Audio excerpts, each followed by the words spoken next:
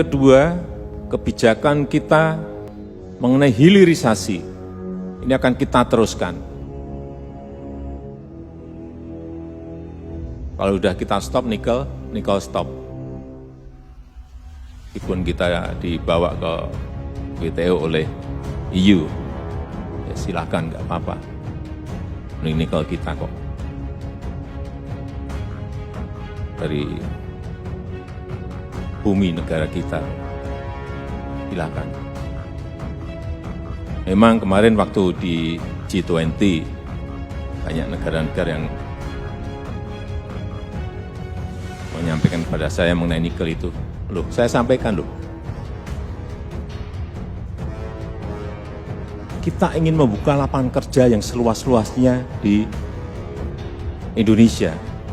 Kalau saya buka nikel dan saya kirim raw material, kita kirim raw material dari Indonesia ke Eropa, ke negara-negara lain, yang buka lapangan kerja mereka dong. Kita nggak dapat apa-apa. Tapi kalau mau kerja sama, ayo. Kerja sama setengah jadi di Indonesia, nggak apa-apa. Nanti setengah jadi dikirim ke negaramu, jadikan barang jadi, nggak apa-apa kok. Kita terbuka. Tapi bikin di sini, invest di sini. Jadi kita nggak menutup diri kok. Kita terbuka. Tapi kalau kita suruh kirim bahan mentah terus, enggak. Stop. Jangan berpikir Indonesia akan kirim bahan mentah. Nikel pertama. Udah stop. Tahun depan mungkin bisa stop bauksit. Kalau smelter kita siap, stop bauksit. Sehingga kita bisa membuka lapangan kerja, hilirisasi, industrialisasi di negara kita. Bauksit sudah, tahun depannya lagi stop tembaga. Karena smelter kita di Gresik sudah mungkin hampir selesai, stop. Kenapa kita lakukan ini? Ya, kita ingin nilai tambah. Kita ingin added value. Kita ingin ciptakan lapangan kerja yang sebanyak-banyaknya. Dan itu sekarang mulai disadari oleh negara-negara lain. Mereka mau tidak mau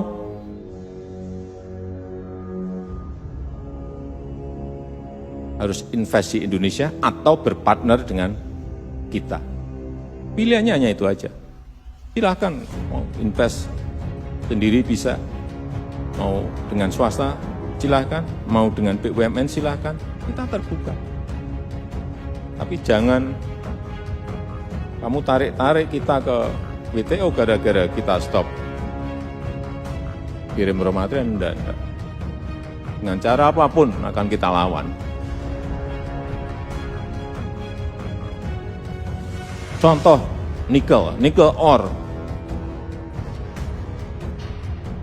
Kalau jadi besi baja, nilai tambah itu bisa 10 kali lipat.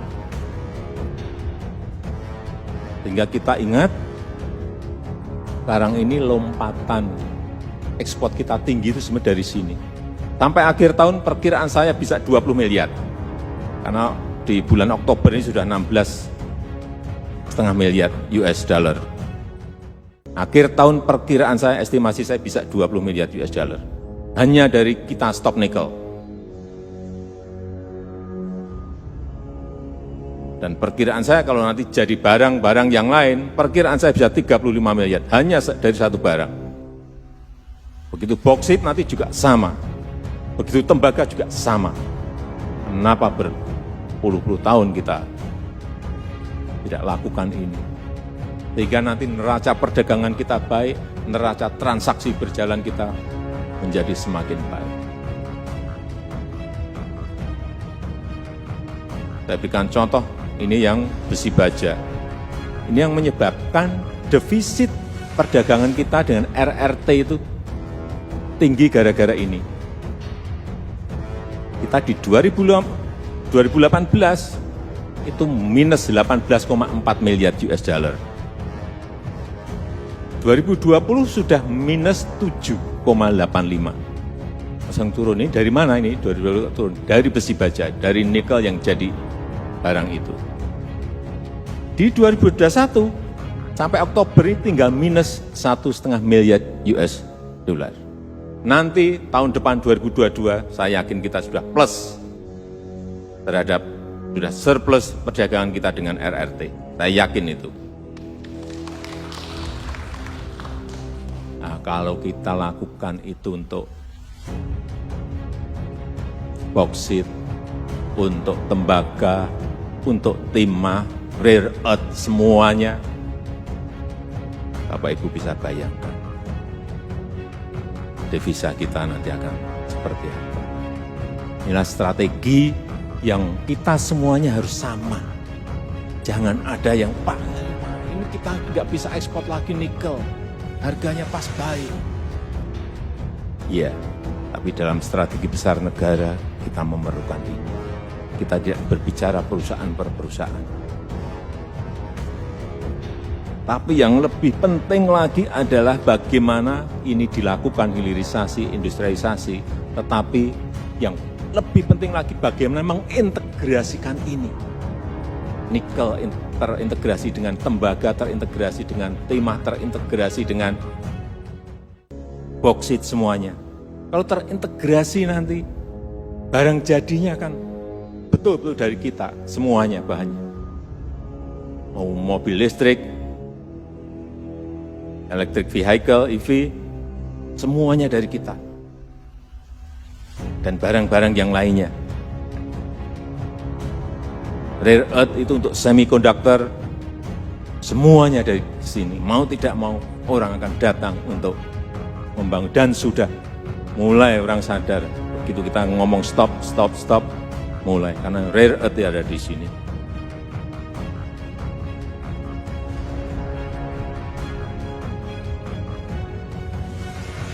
Contoh lagi, stainless steel yang dibikin jarum suntik.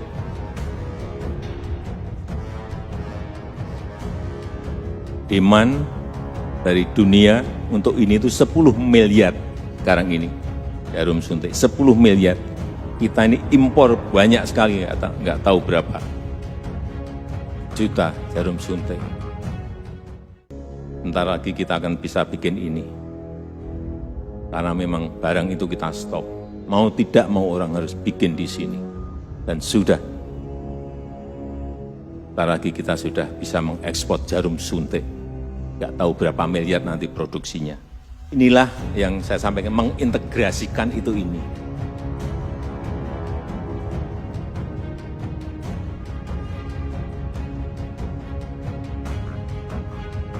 Belum yang HPAL untuk lithium baterai dan lain-lain.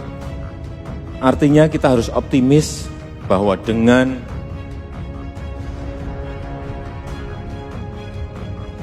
men-stop ekspor raw material ini kita akan mendapatkan keuntungan yang lebih, membuka lapangan pekerjaan yang sebanyak-banyaknya. Dan yang kedua, kita akan mengarah kepada yang namanya ekonomi hijau. Green economy. Karena kita mempunyai kekuatan besar juga di sini. Strategi ini harus mulai ditata. Karena orang nanti, 2030 nanti Eropa, Amerika mungkin sudah mulai stop. Nggak mau terima lagi barang-barang yang berasal dari energi fosil. Nggak mau. Itu undang-undang mereka akan siapkan itu. Di G20 omongan kita juga hanya itu aja udah. Orang larinya ke sini semuanya. Ke green economy. Dan kita sadar kita mempunyai kekuatan besar di ekonomi hijau ini. Oleh sebab itu, nanti bulan depan kita akan memulai membangun Green Industrial Park di Kalimantan Utara. Yang energinya dari green energy. Dari Sungai Kayan. Kita ini memiliki baru satu sungai Kayan ini kurang lebih nanti bisa memproduksi kurang lebih 11.000 sampai 13.000 megawatt. Baru satu sungai. Indonesia ini memiliki 4.400 lebih sungai besar dan sungai sedang. 4.400 lebih, kita bicara baru satu sungai Kayan. Sungai Mambramo itu bisa kira-kira 24.000. megawatt. Ini baru 2 sungai. Kalau 4.400 sungai ini dilarikan power, kita bisa membayangkan. Baru yang namanya hydropower. Belum yang kedua, ini juga green lagi. Ini green, yang kedua green lagi, geothermal. Kita memiliki 29.000 megawatt kalau ini dikerjain. Belum kita urusan angin bayu, urusan arus bawah laut, gede banget. Belum bisa ngitung yang ini. Inilah kekuatan yang harus kita sadari dan segera kita manfaatkan untuk ke depan anak cucu kita. Kekuatan ini yang ingin kita siapkan. Dan sudah nanti di bulan depan ini kita akan mulai lagi. Tadi Green Industrial Park 1 dulu. Begitu ini jalan, ini udah ngantri, yang ngantri pengen masuk, karena apa? Energinya hijau. Tapi butuh investasi yang sangat besar, dan kita nggak punya kemampuan sehingga swasta silahkan masuk.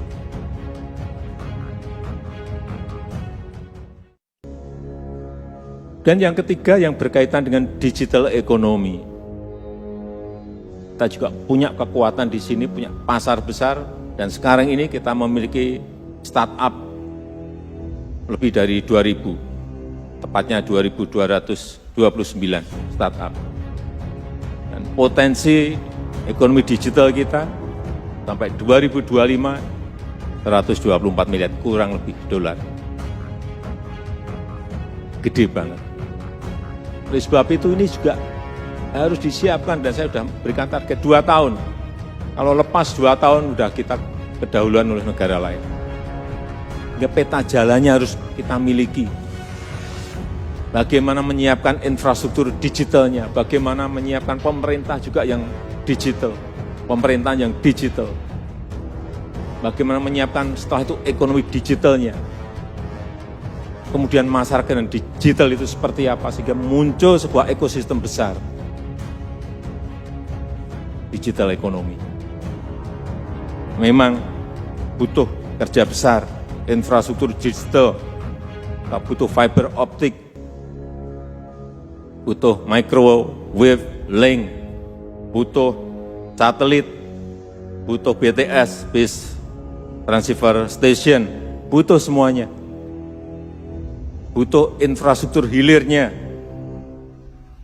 pusat data, data center. Ini cepet-cepetan, kalau enggak negara lain akan ambil. Percaya saya, kita hanya punya waktu hanya 2 tahun menyiapkan ini, cepet-cepetan. Regulasi-regulasi kita yang terlambat terus. Fintech-nya udah lari, regulasinya belum ada. Ini kerja dengan kecepatan ini sekarang yang kita perlukan. Kemudian yang paling penting adalah SDM. Kebutuhan ini adalah kebutuhan besar untuk membangun ekonomi digital. SDM tingkat dasar, SDM tingkat menengah, urusan IoT, cloud computing, big data, kemudian ya kita memerlukan sebuah Digital Leadership Academy yang menyiapkan betul-betul, sehingga saya sampaikan udahlah kerjasama, segera cari partner kerjasama. Kemarin udah mulai ketemu dengan Oxford, dengan Harvard, dengan NUS, dengan Tsinghua, udah kerjasama, udah. Nggak mungkin kalau kita ingin cepat, kemudian kita sendirian, nggak mungkin sekarang ini udah. Sehingga segera kita harus yang namanya ekosistem digital itu betul-betul bisa terbentuk dan bisa segera bisa kita jalankan. Saya rasa itu gambaran yang ingin saya sampaikan. Terima kasih, saya tutup. Wassalamualaikum warahmatullahi wabarakatuh.